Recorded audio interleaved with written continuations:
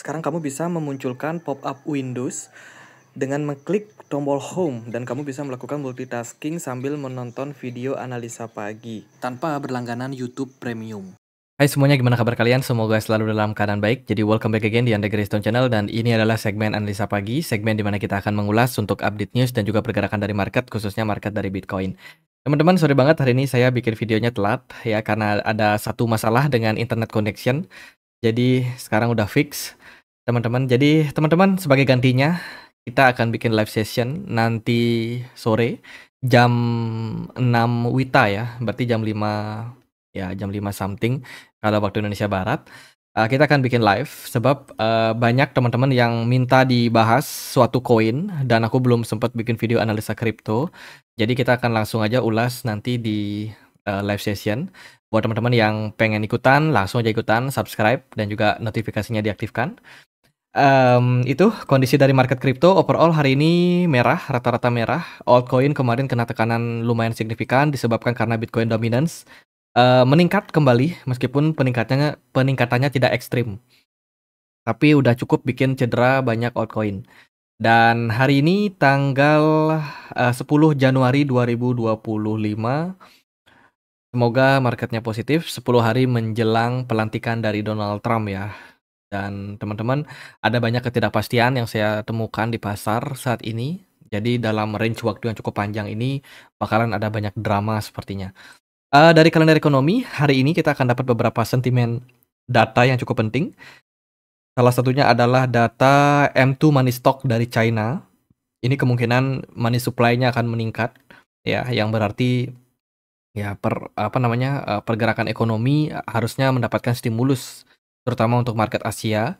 Kemudian dari market Amerika Serikat hari ini akan ada data non-farm payroll, lalu juga akan ada data Michigan inflation dan unemployment rate. Data-data ini bakalan sangat penting. Terakhir datanya menunjukkan tingkat peningkatan di mana manufacturing naik, tingkat ketenaga kerjaan, penyerapan tenaga kerja cenderung bagus, pembukaan lapangan pekerjaan juga bagus. Kemudian data pengangguran justru malah tertekan turun. Ini ini adalah faktor yang sangat tidak bagus lah untuk The Fed yang pengen inflasinya turun. Jadi secara makroekonomi kan pertumbuhan ekonomi, ketahanan ekonomi bagus ya Amerika Serikat. Nah, tapi The Fed yang punya cita-cita untuk menurunkan inflasi tentu saja merasa terganggu dengan tingkat ketenaga kerjaan yang cenderung tinggi. Makanya The Fed akan sangat hati-hati. Pemangkasan suku bunga tidak akan agresif dan itu berarti kalau suku bunganya masih ditahan tinggi, belum momentum untuk market beresiko untuk rally. Itu. Jadi ya 2025 ini akan banyak sekali yang namanya dinamika, akan banyak ketidakpastian apalagi Donald Trump belum menjabat. Ya, dari berita-beritanya sih udah mulai muncul ya, kayak kebijakan-kebijakan apa yang akan diambil, kemudian siapa saja yang akan mengisi posisi-posisi strategis di bidang keuangan dan juga di bidang-bidang yang lain, teman-teman. Jadi itu sentimen data untuk hari ini. Besok kita udah masuk weekend dan kemarin kita dapat beberapa rilis data. Salah satunya itu data dari Amerika Serikat ya, ada FOMC meeting, kemarin kita sudah sempat bahas di video kemarin. Kemudian juga ada retail sales dari Uni Eropa, dari Amerika Serikat, ada changer job count. Ya itu sih teman-teman. Teman-teman sebelum kita lanjut, aku mau informasikan dulu ya. Jadi buat teman-teman yang punya Clay, token Clayton bisa depositkan di Gate.io. Ini adalah meme token temakan kucing berwarna biru. Dan teman-teman bisa mendapatkan hadiah sampai $10 berupa token Clay kalau teman-teman melakukan deposit sampai 4 hari ke depan. Itu ada bonus juga untuk pengguna baru yang daftar Gate.io. Hari ini ada sesuatu yang unik di mana Fear and Greed Index drop dari kemarin, datanya adalah di 69, tiba-tiba turun sampai di 50. Ya, ini berarti ada sesuatu nih, ada sentimen negatif nih yang bikin market cenderung mengarah ke level fear, teman-teman. Jadi ini sentimen yang menurut saya bagus untuk mereka yang memang punya planning untuk akumulasi pasar. Meskipun mungkin ada kemungkinan juga market cenderung masih koreksi ya, tapi ibaratnya market ini udah mulai kayak tidak positif lagi, udah mulai enggak optimis lagi sama kondisi dari market. Ini kita bisa lihat di banyak kolom komen, banyak yang ngaku sudah cut loss, banyak yang rugi, banyak yang berkata bahwa bull market nggak jadi di tahun 2025, banyak yang juga mengatakan bahwa out season itu nggak ada di tahun 2025, dan banyak sekali pesimisme yang muncul pada market, ditunjang juga dengan beberapa sentimen-sentimen pasar yang negatif tentunya untuk market kripto, membuat ya dari data menunjukkan fear and greed-nya mengalami penurunan. Nah, teman-teman yang udah mulai pintar menjadi pengamat market, udah mulai tahu nih dan udah mulai memahami seperti apa kondisi psikologi dari pasar saat ini, karena ada banyak ketidakpastian menjelang dilantiknya Donald Trump ke depan gitu. Kalau kita lihat dari data kemarin, US government ya baru saja mendapatkan lampu hijau untuk melikuidasi 69.000 Bitcoin atau senilai 6,5 miliar dari Silk Road. Ini adalah Bitcoin sitaan ya dari hakim dari dari pengadilan Amerika Serikat, dan ini baru mendapatkan lampu hijau, artinya belum dijual, tapi udah boleh dijual gitu. Jadi ini bisa menjadi sentimen yang negatif untuk pasar. Kemudian dari data social value kemarin ada outflow yang sangat signifikan dari produk Bitcoin Spot ETF. Ada sekitar 582 juta US dollar arus yang keluar. Ini dari BlackRock, dari Fidelity, kemudian ARK Invest, Bitwise, semuanya kompak jualan. Negatif, ya ini negatif untuk market ETF spot. Kemudian Ethereum juga mendapatkan outflow yang lumayan signifikan datang dari Grayscale, kemudian juga Fidelity yang mendominasi tekanan jual. Sentimen jual. Sementara itu dari El Salvador kemarin beli sekitar 11 Bitcoin ya. Dia ada pembelian, biasanya sih El Salvador itu cuma beli 1 Bitcoin setiap hari. Tapi di beberapa waktu terakhir dia ada beli di atas 1. Kemarin dia beli 11 Bitcoin ya. Jadi buat teman-teman yang belum tahu, El Salvador ini sudah melakukan pembelian rutin Bitcoin selama 3 tahun terakhir, 3-4 tahun lah. Dari tahun 2021. Dia beli 1 Bitcoin per harinya. Dan itu terus konsisten, baik itu market lagi bearish, lagi bullish, tetap dia dilakukan akumulasi. Jadi ya itu adalah hal yang sangat-sangat bikin negara mereka stabil secara ekonomi saat ini. Kemudian dari data yang lain, Vitalik Buterin, wah ini negatif sih. Vitalik Buterin ini banyak yang jual ya. Dari Ethereum Foundation kemarin kedapatan menjual sekitar 100 Ethereum. Dan ini terjadi cukup teratur. Artinya dalam beberapa periode Ethereum Foundation dan juga Vitalik Buterin sering melakukan likuidasi aset Ethereum mereka. Gitu. Jadi alih-alih hold sih harusnya mereka hold ya. Tapi justru malah banyak jualan nih. Ini menyebabkan pesimisme juga kepada harga Ethereum ke depannya. Gary Gensler kemarin diwawancarai ya terkait dengan pendapatnya seperti apa sih market kripto, dan dia melihat bahwa market kripto itu penuh dengan pelaku kejahatan. Banyak sekali aset-aset kelas yang seharusnya dikategorikan sebagai sekuritas yang akhirnya belum sempat mereka kerjakan gitu. Kalau Gary Gensler andaikan menjabat jabatannya lanjut ya bisa jadi akan terus dilanjutkan sih pencarian project-project atau crypto altcoin yang seharusnya dikategorikan sebagai sekuritas gitu.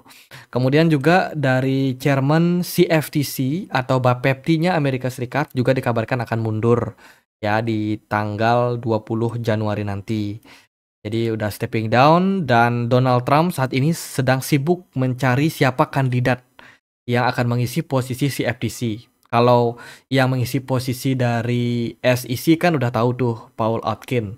Tapi kalau CFTC ini masih ada beberapa nama kandidat teman-teman yang tentu saja akan memperjuangkan ya, akan memperebutkan nih posisi ideal tersebut.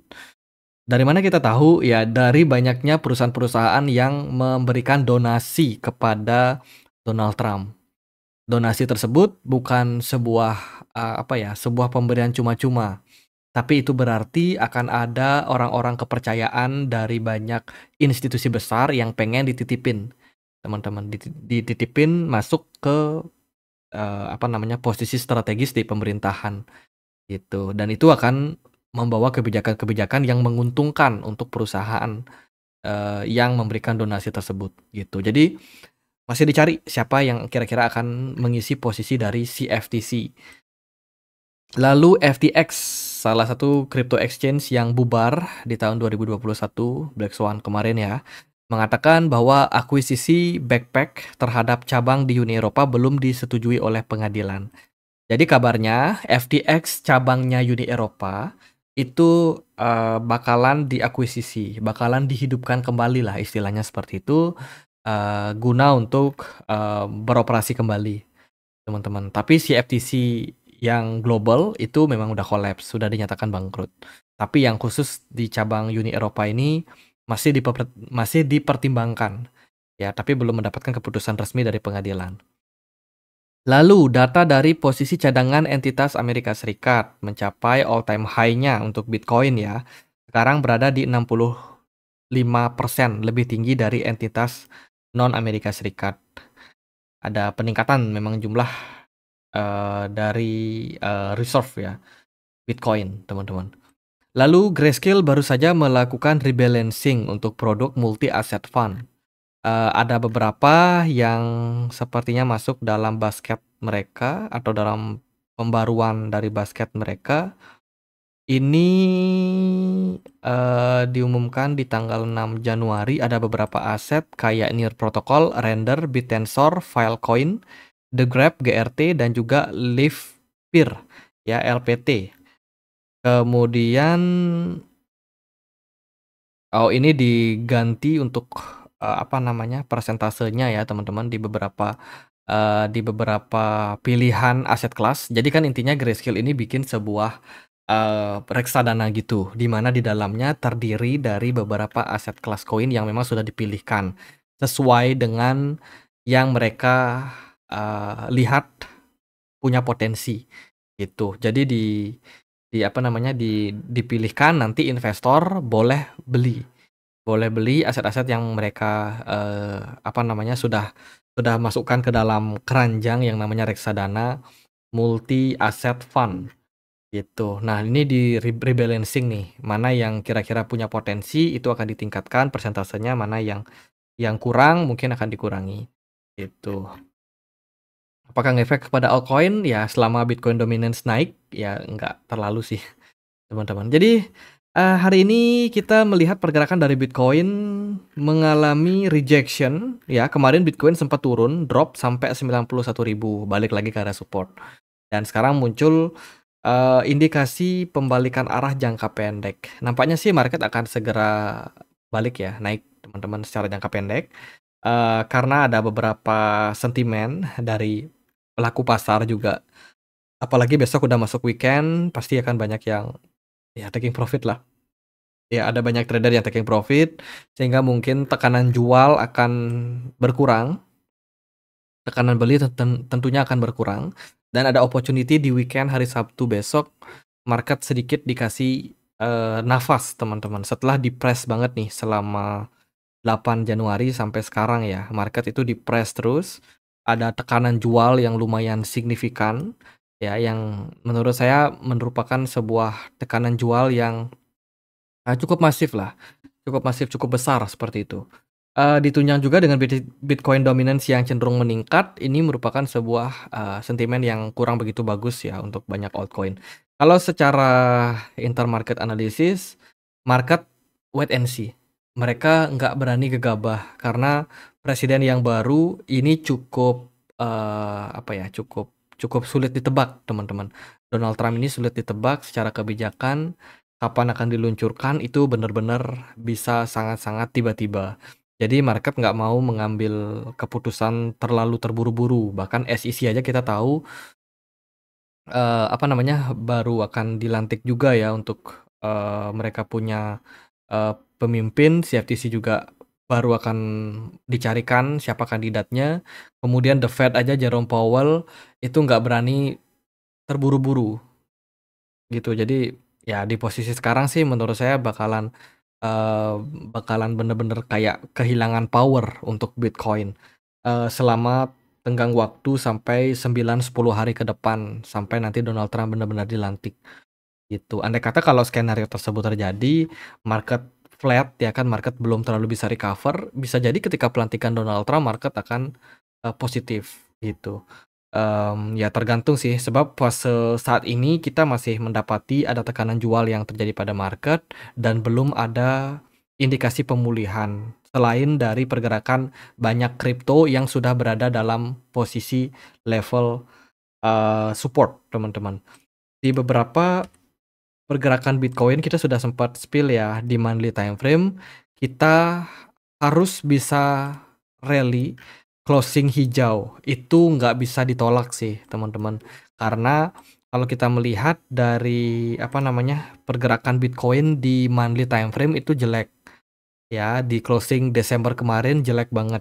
Kalau di bulan Januari ini kita closingnya jelek juga, artinya merah, tekanan jual itu bisa saja sangat signifikan pada Bitcoin. Apalagi kalau kita lihat dari weekly time frame, juga masih mengindikasikan tekanan jual, teman-teman, masih negatif istilahnya seperti itu. Maka Januari ini akan benar-benar penuh harapan untuk market crypto. Kalau bisa closing positif, bisa hijau, kita optimis level 91.000 ini merupakan level support yang berpotensi menjadi level pembalikan arah untuk pasar. Tapi andai kata kalau Bitcoin closing di bawah area tersebut, ini akan membawa pergerakan Bitcoin turun agak dalam gitu. Jadi drama masih akan terus berlanjut. Kalau dari jangka waktu pendek, saya melihat pergerakan Bitcoin udah mulai ada indikasi pembalikan arah, perbaikan pembalikan arah secara jangka pendek, dan belum menjamin apa yang terjadi ke depannya. Gitu. Saat ini Bitcoin lagi berada di support, ekspektasi kita Bitcoin bisa balik lagi ke kisaran 100.000 ya. Bitcoin dominance masih sangat kuat dan masih belum ada indikasi pembalikan arah. Smart money-nya juga masih cenderung strong. Jadi kalau Bitcoin naik, bisa jadi altcoin nggak kemana-mana juga.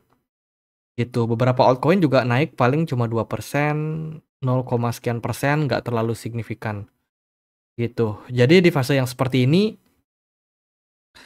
Fear and Greed Index kemungkinan bisa akan turun lagi ke depannya, guys. Jadi harapan kita adalah Fear and Greed bisa turun ke posisi Fear, karena yang berarti kalau posisi Fear, market ketakutan, dan sesuai dengan rumus, ketika market ketakutan, itu adalah momentum terbaik untuk kembali melakukan akumulasi pasar. Di sana kita bisa expect adanya kenaikan secara tren yang lebih baik, teman-teman. Itu dinamika yang ada pada market. Kemana market, kita tidak akan tahu pasti, akan ada banyak ketidakpastian sampai nanti Donald Trump benar-benar dilantik.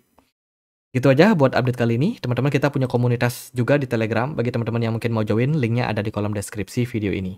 Sekian, akhir kata saya Andre, makasih.